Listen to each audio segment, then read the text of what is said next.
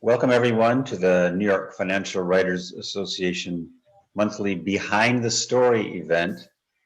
And we have a very special event this evening because the tables have turned. The creator of Behind the Story, who's led so many fascinating discussions about great journalism, is now going to be facing questions about one of her own stories. And welcome, Olivia Carville. Thank My you. colleague at Bloomberg, by the way. It's great to be here. I feel a bit nervous. All right. Well, don't worry because the questioning will be gentle. We're trying to make this a positive event that we hope people can learn from, both people who are live now and people who watch it in the future. So thank you very much for participating. And I want to just give a little preview of what we're talking about here. Cover story in Bloomberg Businessweek magazine by Olivia, and it had different language in the print and the online, so I'm going to read both. The language in the print cover story was Swab Story. When America needed COVID swabs, a tiny Maine company became an unlikely hero. The two cousins who own the business still hate each other. And online, the title was America's COVID Swab Supply Depends on Two Cousins Who Hate Each Other. And the deck is the pandemic brought the business opportunity of a lifetime to Puritan Medical Products of Guilford, Maine, but even a $250 million infusion from the US government is done little to quell an epic family feud. So intriguing. And I've read the story a couple times now and enjoyed it even more the second time when I reread it to prepare for this event. So I'm really glad to have a chance to hear what's behind the story. So I'm going to just start out by letting Olivia say hello to everybody, and anything that you want to say before I dive into particular questions. Just tell us a little bit about how this all came about. Yeah, sure. Well, thank you everyone who's joining tonight. It is a bit strange to be on the other side of the questions this evening. I'm not used to it, but I'm really excited to be talking about this story. It was a fascinating journey for me. I knew absolutely nothing about swabs before diving into this one, as I'm sure you can imagine. It's kind of bizarre, I think, in journalism when we're expected to become almost experts in a field that we've just never covered before and don't really know a lot about. And that definitely happened here. I've retained a lot of swab knowledge that I doubt I'm ever going to use again in the future. So how this story came about. Well, I was based up in Maine over the summer last year because I wanted to escape New York City, which was obviously in a pretty bad way through COVID. And my boyfriend's family is from a small town in Maine, and we were living up there through the summer months. And while we were up there, I was chatting to a lot of locals in the community and heard about this company, Puritan Medical Products, which was producing all of the swabs for COVID testing. And I thought that was kind of interesting that this giant company that we were so dependent on was based in such a small place. The town that it was located in had a population that was, around 1,000 people. So we're talking really small town America. And it was initially pitched to me as like a story, like a success story of this, business that's become an unlikely hero in the pandemic, that's from this really small area. And then as I was digging into it, it just became more and more fascinating the deeper you got. And one of the challenges that presented to us was obviously there was a lawsuit going on between the two cousins who owned the company. And they fought us tooth and nail in court to not release the documents. They had the whole case file sealed after they started receiving government funding, which presented a pretty big challenge for us because it's difficult to tell a story like this without court documents when the two main parties are refusing to be involved or participate in any capacity. So it was a pretty big learning curve for me to kind of try and get inside this business and tell the story the right way without, as I said, the two cousins who own the company didn't want to participate, didn't want to be involved, and we didn't have any of those documents initially. Yeah, well, there are 1,000 different ways to go with the conversation now, but since you went right into the documents issue, I think I'll start there and then circle around to some of the other issues. There's a sentence in the story where you refer to, according to previously sealed legal documents Bloomberg Businessweek obtained. So what does that mean, previously sealed? Yeah, so I think one of the strangest things for me, at least in reporting this piece, was just how uncanny the timing was. That we had, COVID really hit the US in the second week of March, and 3 weeks before pretty much everything shut down here, this lawsuit was filed by one cousin against the other to dissolve ownership of the entire business. And it's just so bizarre that, just 3 weeks before they were called by essentially the White House to ramp up production, one of them takes the other to court saying that because we can't speak to each other, we need to dissolve ownership of this business. And I think that that's really kind of what made the story a lot more interesting, and why Businessweek was certainly intrigued because of that just really bizarre kind of wild timing. And after that initial lawsuit was filed, and when they first received government funding, that's when that entire case file was sealed in the courts. Right. And this is odd. Usually you don't have an entire case file sealed by a court. Usually you can seal certain documents, but in this case, it was everything pertaining to the case that had been sealed. So not only could I not get the original complaint, which had already been covered by local Maine newspapers, so I had an expectation that I'd be able to obtain it if it had already been in other media, but it wasn't. It had been retroactively sealed from public view. We also couldn't access any updates relating to the case as to what was happening right now and what was the latest motions. And our own legal advice was that this was a pretty big overreach in terms of sealing documents. So as journalists, of course, that just makes you even more curious as to what was behind the sealing of those documents, how did that come to be, and what was in that legal case file. Well, then tell me, you sued to have the documents unsealed then? Yeah, that's right. Bloomberg filed a motion essentially to enter ourselves into the lawsuit as a party to be able to obtain those documents. And it took months of back and forth with the two parties and the judge before we determined, the judge decided that, yes, we would be able to access those documents because we as a media outlet have the right to see what's going on in the courts, which is, obviously what is filed in court is made public in some regard, unless a judge rules that it's not.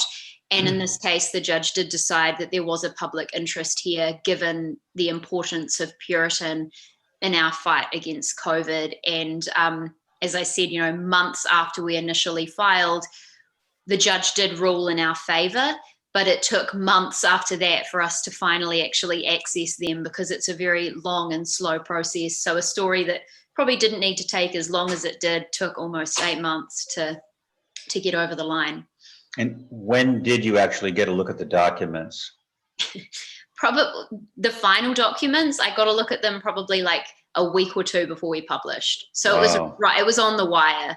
Right. I think that, and what helped in this case was that I was able to write around the documents as much as we could. So the story was in a pretty good position. And then we were just waiting. So I was waiting to see what would happen. So the piece was completed, it was edited. And then once we received access that we could actually get into the documents and read through them, we then added it into the story afterwards. So you might notice, reading through it, that the documents aren't really a key player. We flick at them at the start and we flick at them at the end. And that's because I think the story was probably more interesting and more character-driven reporting, rather than just basing it off what's in the court record. So was that a surprise to you? Were you thinking that you would learn more from the documents? Is that why you pushed so hard to get them? And then when they actually looked at them, you said, well, I actually know all this stuff already, or what? I think that pushing hard for the documents was really just to verify that my reporting was accurate, that the extent to which they hated each other, was a fair representation. And I was also afraid if by not seeing what was happening in the courts, that we could overstate the dispute or overstate the tension and say that this was an ongoing thing when maybe it had been, maybe the case had been dropped or one of them had dropped, the lawsuit. And there were motions filed on both sides to try and end the case for different reasons. And both sides, fought against that. So it was what I thought was really interesting that the documents gave us an insight to is that when the pandemic hit and when the cousins kind of promised that they were going to at least attempt to set aside their differences to try and do what they could to help in the, in the pandemic and the fight against COVID, and, behind closed doors in the court, they didn't set aside those differences. The fight just got even more ugly, and one would file a motion and the other would dispute it. And then, they just didn't agree on anything. The location of the case, whether or not to slow the case down, whether or not to stop the case, what's the best interest for the business, what's the best interest for the public. They'd fight each other every step of the way. Right. Now, we dove right into this document question, which is fascinating, but there's a lot about the story that we really haven't gotten into. And William Freedman asked a good question, which is, you do address in the story, which is, why did these cousins hate each other so much? Yeah, I feel like that's the hook as to why you want to read the piece as well. Like, tell me why they hate each other. Like, what is it? What happened? And as a journalist, like, I was really interested in that initially, reporting the story out as well, and would ask like anyone I could find who may have known them, like, what was it? Were they friends as kids? Were they friends as teenagers? When did like the tension like really start between the two of them? And I never got a satisfactory answer, I have to admit. I think that because the family is so well known in the town of Guildford, this had almost become like town folklore. It was like everyone knew they hated each other, and everyone had a different view as to when that began and where the dispute came from. So it was, you'd speak to people who live in Guildford and they're like, oh yeah, no, I already know that. Like, we're well aware of the fact that the two owners don't get on. And it's like, well, why don't they get on? And the answer was kind of like, oh, they've just never gotten on. They've just never liked each other. So I can't tell what caused it. A lot of feuds are that way, right? Pardon? A lot of feuds are that way. You can't really figure out when they started. Right. And I kind of like the fact that there was no simple answer. It's not like I could point to one particular thing that caused the dispute or, the feud between them. There were a lot of rumors. Someone told me it started with a fist fight in their backyard when they were like 6 years old. Someone told me that they started really drifting apart and disliking each other after their parents passed away, and, they took control of the company. And then I think the truth really is a bit more nuanced than that. I think that they both had different views of where the future of the business should go, and they're both pretty stubborn. And from what I understand from talking to people close to them, that they just didn't want to back down, and one wanted the company to go one way, the other wanted it to go the other way. And then because they were so, I guess I don't want to I guess stubborn is probably the right term.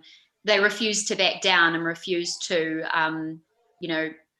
agree with what the other one wanted. And it just caused this internal tension that just erupted in 2018. Yeah. One of the things I like in the story, a lot of things I like, but is how you have a little sentence saying that studies show that 30% of family businesses survive through the second generation but only 13% through the third. Wait, and this is you haven't really talked about this, but tell us a little bit about the history of the companies. It's really more than one company. Mm-hmm. And then get into how it is that this is not that atypical. Companies do tend to have trouble. Family-owned companies do have trouble surviving through the generations. Yeah, I think that this is probably like a learning point for any junior reporters on the call or student journalists interested in getting into it, that you leave so much on the cutting room floor with stories like this. Like I think I probably spoke to 10 or 15 people who are in the wealth management area or experts in, family money and the passing down of wealth to write that one sentence. And it's well known that, it's called the curse of the third generation, that by the third generation, wealth is squandered. And, in English, at least, the sentiment is like shirt sleeves to shirt sleeves in 3 generations, which is that you have the wealth creator who comes up with the idea for the business and builds the company and builds up that wealth, and his children watch him or her doing that, and they see, how much is kind of effort is poured into the business. The wealth creator knows all of his staff by name. Maybe he came from an impoverished background, so his children get to witness it firsthand. But when the children take over the business and then pass it on to their own children, it's the third generation, it's the children's children that didn't witness that growth and weren't there to see it go from, 0 to 100, or weren't there to see the effort that went into building the business initially, so they don't have the same ties and connection to it. And that was certainly the case here. I heard about how the second generation, the children of the initial creator of this business, Lloyd Cartwright, were really connected to the employees. They knew them by name, they knew their dogs' names, they knew their kids' names, they were on the factory floor all the time. But then when they passed it down to their own children, there was a bit of a disconnect between the employees and the owners by that point. And I think it's just that as you grow up with wealth, your life is different. You want to head away to university. You may have, I think they both tried different businesses before coming back to the family business and deciding that's where they wanted to settle. And this is, as you said, Peter, something that we've seen in companies for generations. This shirt sleeves to shirt sleeves in 3 generations sentiment is something that crosses different cultures and different language barriers as well. It's actually rice paddies to rice paddies in Japan. So I think that that's almost like a well-known phenomenon, that wealth can be squandered easily. And I think that when it hits the cousins generation, because you're not raised in the same family unit, you may have different values and are brought up in a slightly different way. There can be conflict, and it can be easier to butt heads than working with a sibling, a direct brother or sister. Yeah, but I think that it was probably a good decision to keep that to a short reference, because the whole story makes that point very vividly. And just quoting a bunch of experts reiterating what you've already demonstrated would have been redundant. Right. And it was interesting talking to the editor, because I kind of wanted to fight to have it included. And the point was, look, we don't need to have a quote from an academic here. Like, we don't need like a university professor saying X, Y, and Z about this. Like, what happened inside this business is, shows us enough of the issues when it gets to the third generation. And I think it was a good decision at the end of the day. But it's just interesting as the reporting and editing process kind of goes through, that like maybe when you're in the thick of it, you don't have the ability to see that. So you mentioned your editor, and an obvious question for a lot of people on the call is how a story like this comes about. You came across the idea while you were in Maine. To whom did you first bring the idea as a story, and how did it end up going to Businessweek, and how you were assigned an editor? How did you get along with the editor? How would that relationship go? Yeah, this was pretty offbeat for me. I'm on the technology team at Bloomberg, so my day job is really writing about technology companies. Like Airbnb is one of the big beat companies I cover. But last year, in the thick of COVID, I was pulled off my beat and assigned to write about the New York City hospitals in the middle of kind of being overrun with the pandemic and the issues that they were having with PPE. And while I was doing that, I became quite interested in the supply chain issues and really trying to understand, like, why can't we get enough masks? Why can't we get enough gowns? And what's happening with swabs? So it was kind of it. I was told whilst I was working on the New York City hospital beat that if you see any interesting stories come up, be sure to pitch them our way. And that was by the hub team at Bloomberg, which is kind of like a unit set up to take enterprise stories that may come through from the different teams. So once I was flicked back onto my traditional beat, I kept kind of reading up about what was happening in the supply chain and what was going on with COVID, because obviously this is the biggest story of probably our lives. And I wanted to keep on top of it. And that's when I was reading about this particular business. And I was just initially thinking to pitch like a small town American business that has become the unlikely hero of the pandemic, that's producing all these swabs. But when I found out about the family feud, I think that's when Businessweek kind of piqued their interest, because everybody loves a family feud story. If there's tension or like a toxic relationship in the middle of a company and you can find out about it, like, that's something that I think is quite compelling when it comes to business reporting, because I feel like one of the most interesting things we can do as reporters, certainly when you're covering finance and business, is find the characters in those stories. And sometimes it can be hard to find the characters when you're writing about a company. And oftentimes the CEOs of those companies have like this cushion of PR around them, and it's really hard to break through.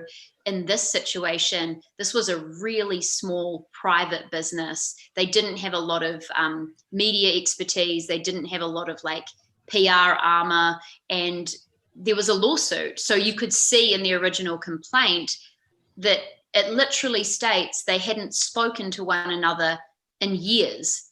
And it's very rare to get that kind of material and to get a document that it is in writing that they hate each other. So I think, once I could include that in a pitch, Businessweek were really interested in it, and they assigned me an editor, Susan Burfield, who I worked with closely. And it took 3 or 4 drafts to get to the final end product, and that was largely because we were in a difficult position of trying to write a story around the documents, which we couldn't access. So it was kind of a weird reporting process in the end. But I was really grateful to Susan for all her help and guidance as well. I just feel like there's no way I could have got to the end without a really good editor holding my hand. Yeah, no, Susan is great. I know Susan well. Tell me about how the drafts changed. Like, not every word, but just conceptually, what was the difference between the drafts? Yeah, they changed a lot. I was actually asked by Susan if it would be okay to share the initial kind of raw draft with some Bloomberg colleagues and then show the end product, so we could talk about how it, progressed over the months of reporting. And I was pretty nervous to share my raw, unedited copy with colleagues. It's never a nice feeling to have someone read like your first take on a story, but I did in this case because I thought it was just a great learning experience for anyone. It changed a lot. What I didn't have initially was the buy-in of Admiral Drouin. So that's essentially the opening scene. And I think having him be the voice in the story to talk about just how important this one company was really brought it to life in the start. Yes. It showed readers like, I remember him saying to me, like, because once I did get him on the phone, I asked him, like, you didn't know if they were going to get along. You didn't know if this feud was going to cause a problem with the supply chain, if we were not going to be able to get the swabs we needed because they couldn't talk to each other. And he just said to me, failure wasn't an option here.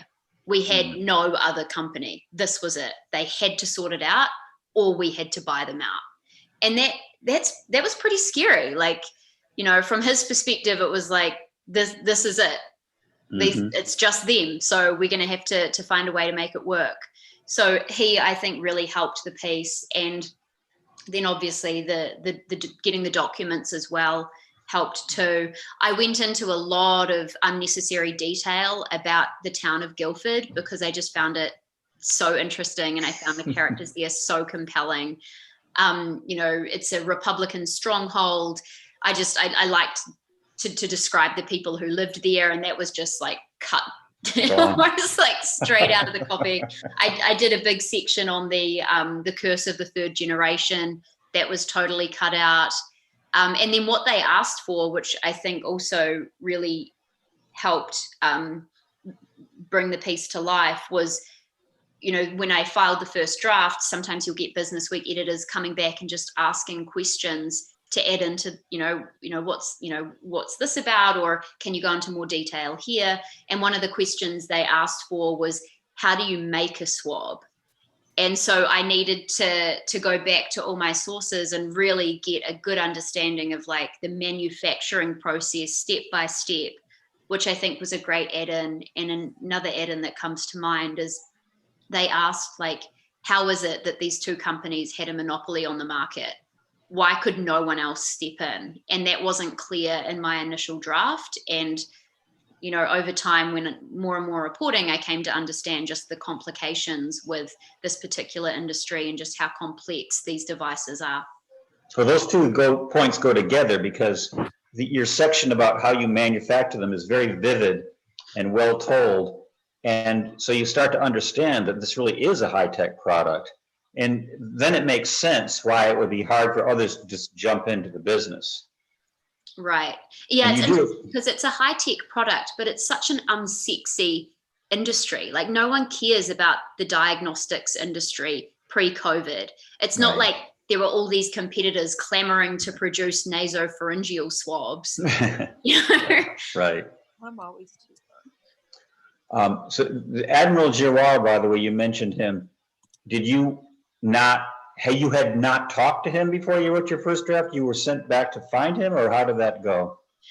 Well, from when I pitched the story to when it was published, there was an administration change in the White House. So, oh yeah, I heard about that. Admiral Giroir left his role, which made him more accessible. And he was actually, in the end, just taking my cell phone calls and, texting me. So it helped me a lot that he was no longer in his position as, sure. Head of HHS, because he just had more time on his hands and was more accessible to talk about what happened. But in the early days, he was still in that role, and it was very difficult to get time with him. Yeah. Just for those who have not read the story, although I can't imagine you wouldn't read it because it's so great. The two central characters are Timothy Templet and John Cartwright. Those are the two cousins. And when I read the story, when I looked at the picture, by the way, of the two of them, I felt more sympathy for Timothy Templet than for Cartwright. I mean, he was on the modern side of the business. He was doing the diagnostics, the high-tech product, and Cartwright was doing the old-fashioned, wood from the local forests kind of stuff. And he seemed more like anti-news media, and he didn't wear the mask over his nose, which always bugs me. He was kind of more the defiant type. But I thought one thing you did in the story is that you did not load it all in one direction to say good guy, bad guy. You pointed out that Templet had his faults as well. I mean, he was also stubborn and maybe a little impulsive. So can you talk about how you decided on how to balance that story out when you talked about the two cousins? Yeah, I think that in this piece, I didn't want there to be a hero and a villain. I think that it's a bit more complicated than that. Both of these men really believe in the company, and and both have obviously strong connections to it. It's been in their family for over 100 years.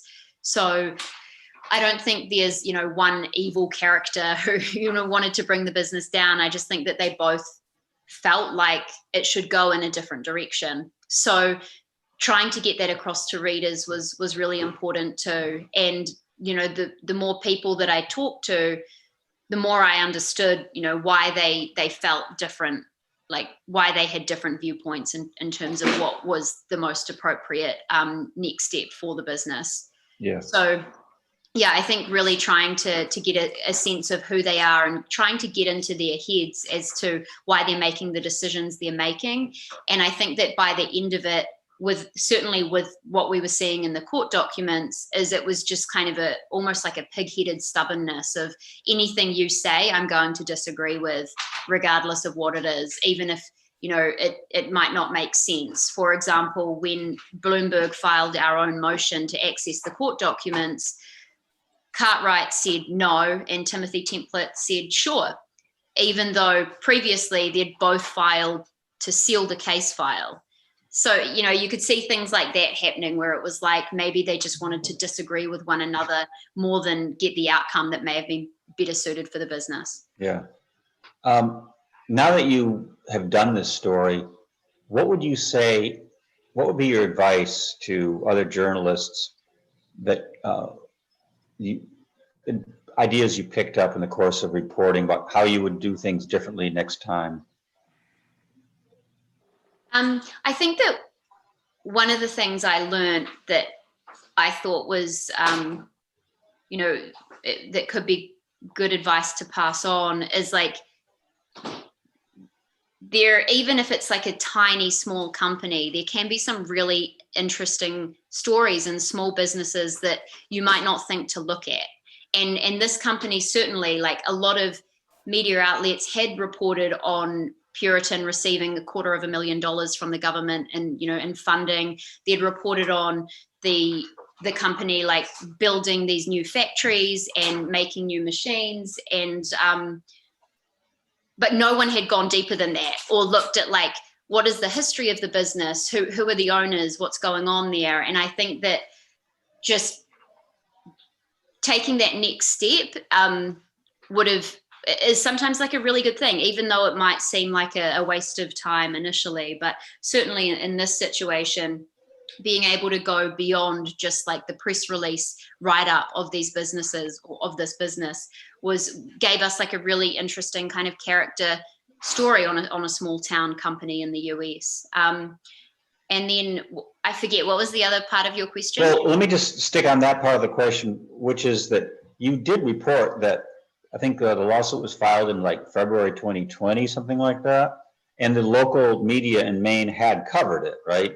So this was not a revelation, but you're saying the national media didn't pick up on what the local media had already covered?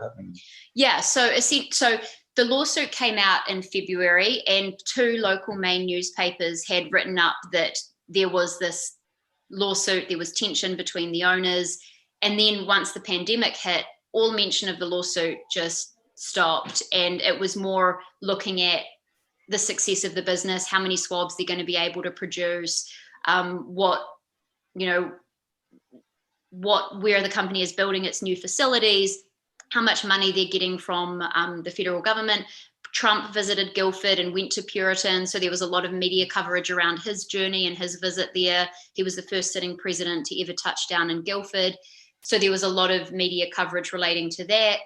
But just like a basic Google search of the history of this business would have shown you that there was tension between the owners. I was able to find it, so anyone could have found it. So I just think that when you're covering kind of small companies like this, it can be useful to just do really basic stuff like that, like type in the owners, type in the business name, and just see what's been written in the last year or so, and you can find little gems hidden in there. I think that's a great point, and I think it applies more broadly. It could be big companies as well, where there's something that seems like it. They call it secrets hiding in plain sight. This it's there to be had. You just need to go out and do the work, right? Right. And one of the interesting elements in what we found in the court documents, when they were kind of vying for either, like stopping the case altogether, there was a motion filed to try and put the case on hold. The other one rejected that motion. There was a motion to cancel the case altogether. The other one rejected it. There was a motion to speed up the case, and the other one rejected it. During all these documents, you could kind of see this back and forth where it got to the point where, one of the sides was like, look, all of this legal case file is sealed. The media is not going to be covering this case. There's no point in us stopping the lawsuit through fear of media coverage because no one can access these documents, which I thought was kind of an interesting insight, because usually from a business perspective, you don't want to air your dirty laundry in public. You don't want this conflict and this tension to be in the public record. You get a mediator and you handle this behind closed doors, so this kind of story could never be written. But in this case, they felt like because that case file was sealed, they had that protection. And in the end, obviously, we had to file a lawsuit to get access to them, which is, super grateful to Bloomberg, and just having the resources to be able to do that kind of thing, because, it costs a lot of money and it takes a lot of time, but it does give you access and the ability to get documents like this to tell these kind of stories. That's fascinating. The truth is that Puritan Medical Products did manage to produce a lot of swabs. They geared up production with the help of others, including, you mentioned, Bath Iron Works, the federal government's infusion of money, and so on. So it was a success. Mm-hmm. That could be perceived as a potential problem for the story, because it's like, well, the feud didn't really make a difference, right? So how did you play with that? Yeah, I kind of feel like, again, when you're reporting these stories, sometimes the easiest option out doesn't necessarily make the story better. It would have been probably maybe an easier piece to frame if this conflict had led to some kind of an issue, but with their supply. But I think that it makes it even more nuanced in a way where it's like, well, the family feud didn't necessarily stop the supply chain through the pandemic, but it does still beg the question of what's going to happen for the future of the company. And I agree with you. I think that initially I set out to write a story on an unlikely hero of the pandemic, and Puritan certainly is an unlikely hero of the pandemic. We wouldn't have gotten through COVID-19 without them. They produce 90% of all the swabs. If anyone on this call who's listening in got COVID tested over the past year, you used a Puritan swab. Mm-hmm. So they did, manage to deliver what they set out to deliver. They did that with, almost $500 million in federal funding, and the business is in a totally different position now than what it was pre-pandemic. And I think just even realizing the opportunity for this company is kind of incredible. And I think for a lot of people, there was a thought that with all this federal funding, with all these new factories, with these hundreds of new employees, this incredible opportunity in front of them, they're poised to dominate a $4 billion industry going forward now. They are the biggest manufacturer of swabs globally now.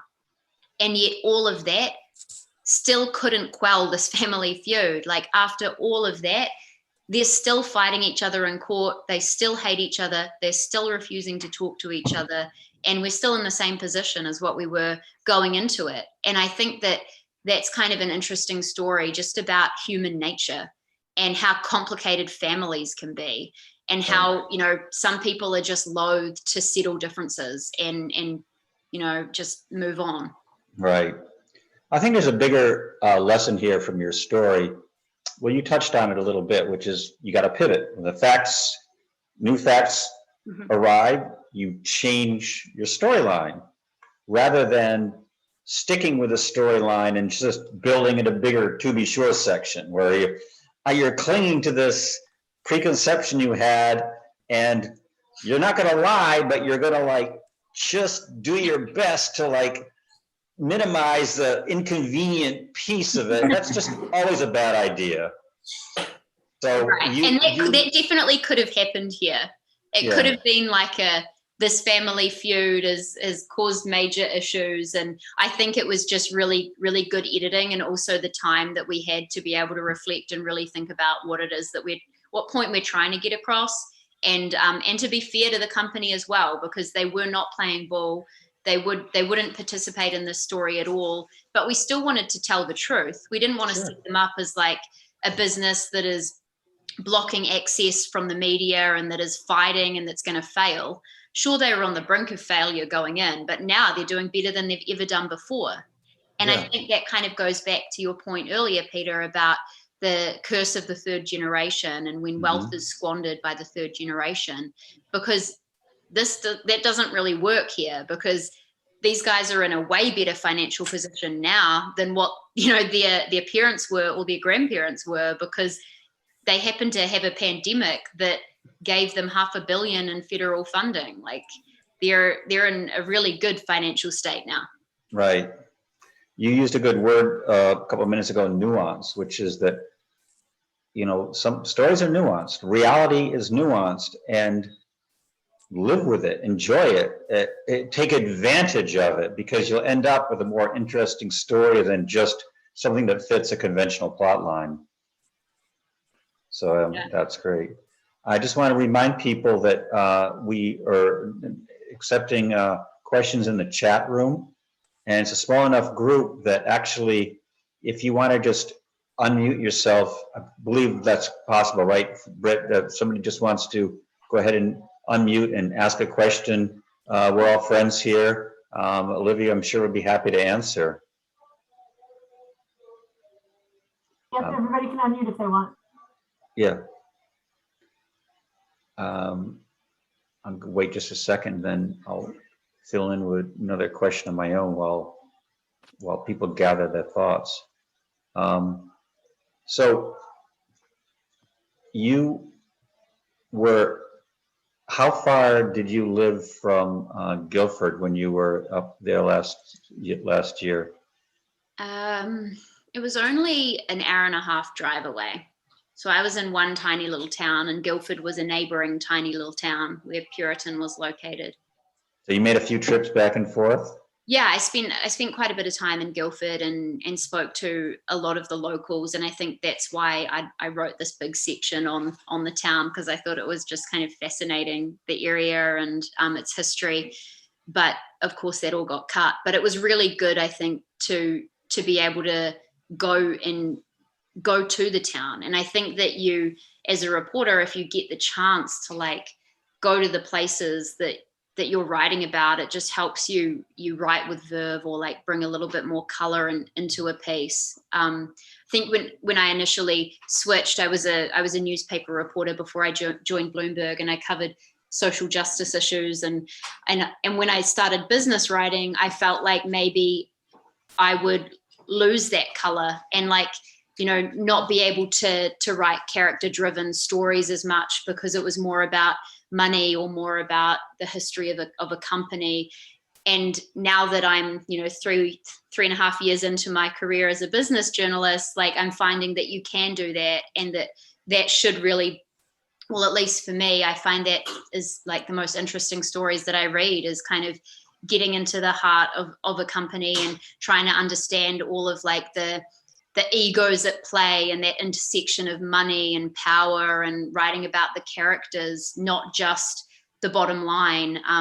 So I felt like this was my first real taste at being able to try and use those skills that I used before as a newspaper reporter, kind of as a business journalist, whilst covering a company. Right. Yeah. No, character-driven stories always do well.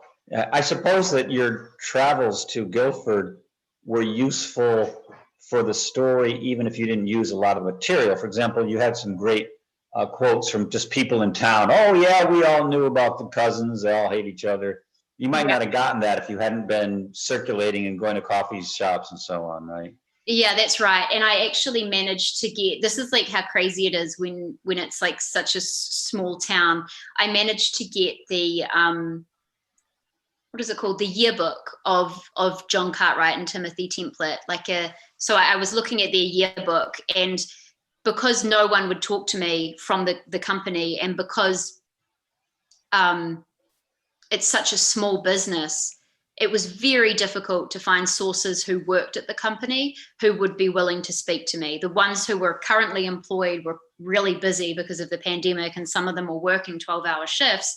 And then the ones who used to work there, they'd moved on and were living somewhere completely different. And a lot of these, factory workers don't use LinkedIn and don't have the same kind of social media presence as what, people who work in technology companies do, which is what I'm used to.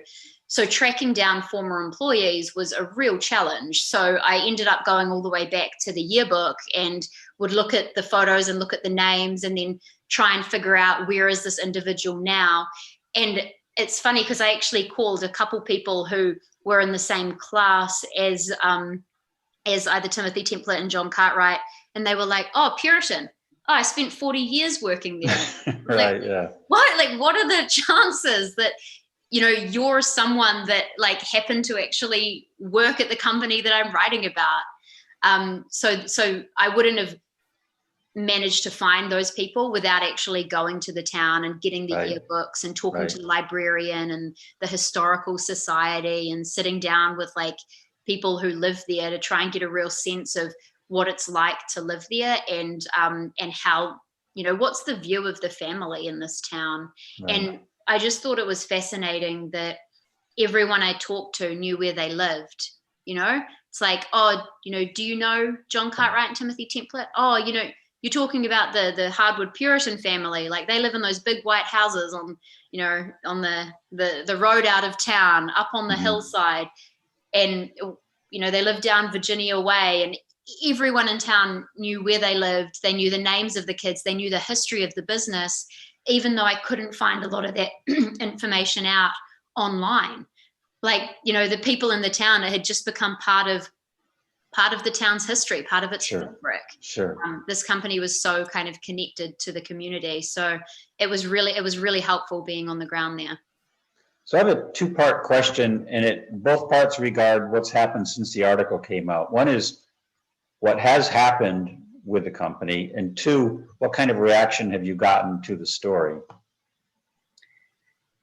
So I mentioned that they'd had $500,000 in federal funding since the story came out. There was another announcement that they got an additional $110 million to build another factory in Tennessee. The story references a factory in Tennessee, that their fourth facility that they intend to build, and it attributes it to people familiar, but they have actually since announced that they're going to be doing that and hiring people down in Tennessee. So the business has just been doing really well. But in terms of the reaction to the story, there was one interesting thing that happened. I thought that I might get a call from one of the cousins, or maybe one of their lawyers, or someone representing the company to kind of express frustration or say that they didn't agree with something, or maybe seek a correction, fingers crossed, hates corrections. But I was preparing myself for it, because they really didn't play ball. So it was difficult to know that all my facts were right. And I was afraid that would happen. That did not happen, and I'm very grateful for that. But what did happen was kind of more interesting. I was on Twitter, and I was following a lot of the conversations on Twitter about the story. And Puritan Medical Products has its own Twitter account. And so I was kind of looking at what people were saying, and a lot of them were CCing me into their tweets, kind of saying, "Hey, I think that Timothy Templet's way more reasonable than John Cartwright," listing some of the things that you spoke yourself about Peter earlier, about what they took from the story, and every single tweet that mentioned that Timothy Templet was more reasonable than John Cartwright, or that said that John Cartwright seemed to be the antagonizer here, they were all liked by Puritan Medical Products Twitter account. That tells you something. I start noticing this, and I'm taking screenshots, and I'm like, really? How can the Puritan Medical Products Company, which was really Timothy Templet's side of the business, be publicly liking tweets saying that John Cartwright's unreasonable and Timothy Template is the most reasonable partner in the business. And so then I tweeted out saying like, hey, I haven't heard from Puritan at all, but yet I have noticed that they've been liking all comments that refer to how unreasonable John Cartwright is. Yeah. And as soon as I tweeted that out, they unliked them all. So there was someone, I don't know, I mean, I like to think maybe it was Timothy Template with his phone at home, just reading the coverage and thinking like, oh, I agree with that. Like, and then he was like, oh, I've been called out. Unlike, right.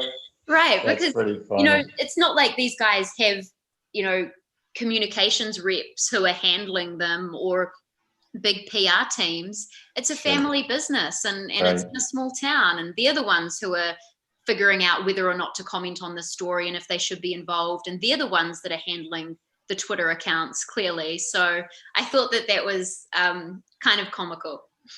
I think the other lesson here is that even small companies need good public relations. I mean, I don't agree. I mean, it's good for you that they didn't, but if I were in corporate PR, I think I would have a good case that they should hire me.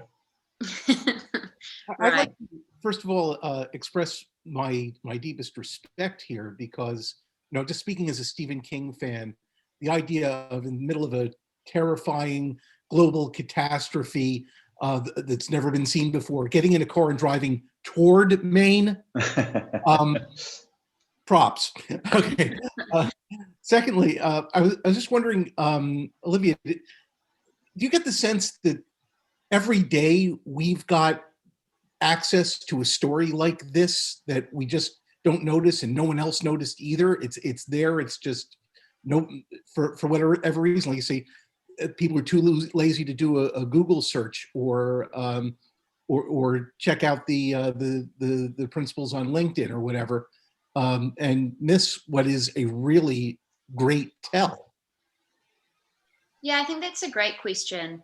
I think it would be a really, really easy for me to say yes, but I do it too. I think everyone does it. You know, you're a beat reporter or whatever. You're busy and you don't have time to do these kind of Google background searches of companies or of the people that you write about.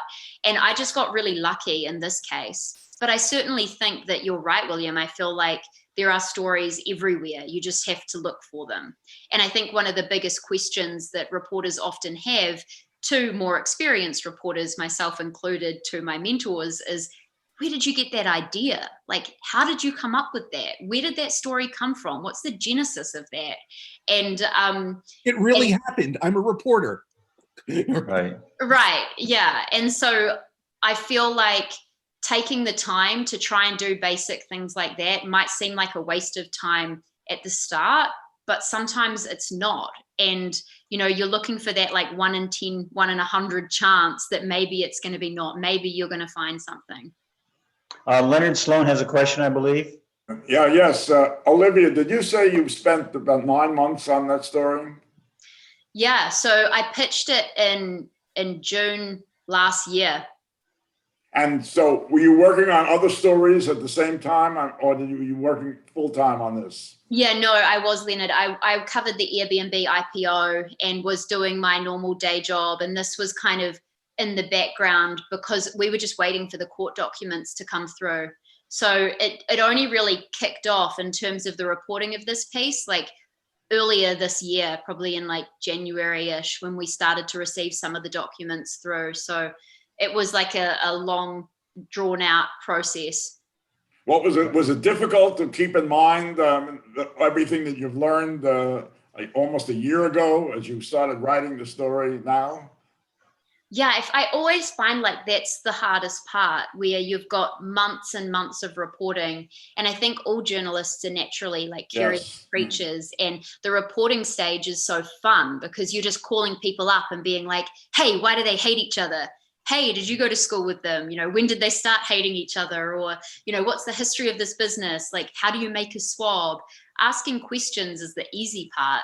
When you sit down and have to write with like months and months of research and getting it down into like a couple of thousand words, it's just, sucks. Like, writing is the hardest thing to do, and I really struggle when it comes to that stage, and I don't think it's easy for anyone. I think everyone kind of feels that same pain, but every time I've done one of these behind the story events, I've always asked, like, what's your process? Like, not for the people in the crowd or whoever may have signed on, for my own benefit. Like, how do you do it? Because I don't think I do it right, because I like agonize over sentences and I'm very slow. So for me, I kind of have like a document at the end that's like way too long, hundreds and hundreds of pages, and I'll read over it and highlight the bits that I think are interesting or might land in the final copy, and then it gets shorter to 20, 30 pages long, and then I shorten it down to like finally like the 6 pages you can file to your editor or whatever. But it was a painful process for me, and I'm just really grateful to the fact that we have really good editing process at Bloomberg, where you can file all these words that just get cut because it's like, this isn't relevant to the story at all. Like, we want more on like X, Y, and Z and less on this. And that's kind of how we ended up with the final piece. It was definitely a team effort. You tell us, Olivia, something that it just killed. Louder, please. Oh, yes. Can Olivia tell us one or two focuses or facts or angles that it really killed you, that it had to be cut? You really wanted it in there, but it dragged the story, or it wasn't relevant, but you really hated for it to be cut. Yeah, I feel like if you'd asked me this like 3 months ago, I'd be like, oh my gosh, like there's all these things that got cut that I was upset about. I think, the descriptions of the two cousins, some of it had to get cut from the fact checking process, just because we couldn't verify it in the end. But things like the types of cars they drive and the types of clothing they wear, I managed to get a sentence into the draft before the final came out, talking about how they would wear leather tassel loafers into the one supermarket in Guildford, and just details about them and their clothing. And I thought that was like a nice addition to the story, but that had to be cut in the fact check. And then as we discussed earlier a lot about that curse of the third generation, there were issues there too, and all of that was cut. But I found some really, really fascinating factory workers who were really like helpful to me and really patient with all their time that they gave me, describing their own role at the company and the years they've spent there. And I just loved hearing their stories, and I was kind of sad that none of that even ever made it into the copy, because it just really wasn't about the individuals who were working there. It was about the two guys who headed up the business. And there was one other thing that had to be cut for editing legal reasons, but one of the few times the cousins had been seen together was the 100th anniversary picnic for Hardwood Puritan, and this was in Guildford, and a lot of the townsfolk were there, a lot of the factory workers were there, and someone described how they weren't near one another, like within 6 feet of one another at any given moment throughout the picnic, and they described it as like two dogs kind of like circling one another, knowing exactly where the other one is, but like not wanting to get close enough to like to talk, or doesn't want anyone to like bite or like start the conversation or ignite the conflict. And I thought that was an interesting insight. But I feel like it's just one of the parts of reporting, is that sometimes you put a lot into a first draft, and someone who comes at it with a fresh pair of eyes can see that that's not really relevant to the story that you're trying to tell, and really trying to get a clear narrative where every single like sentence or section really needs to be in there and helps develop the story is just so important, because often you can just want to throw everything in there and you lose your reader, and you lose that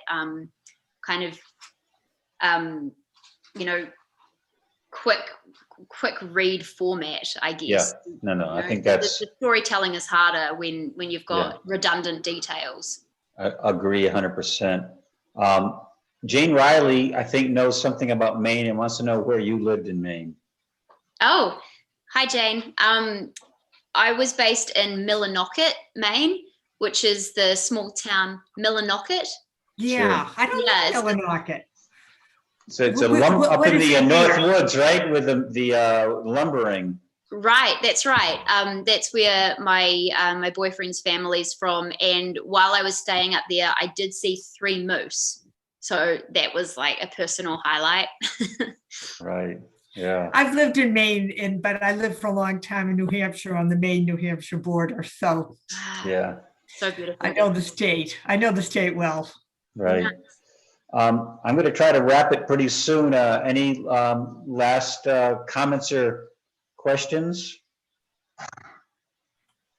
Well, I'd just say one last thing from me is that, anyone can do these kinds of stories. And, if you were to read this piece and think like, that was an interesting story, I could never do that. Trust me, you could, because, I've only been covering, being a business reporter for only 3 years. And with the help of editors, you can get into companies and write pieces like this that are really interesting. So if I can do it, I think anyone out there who's listening on this call can too.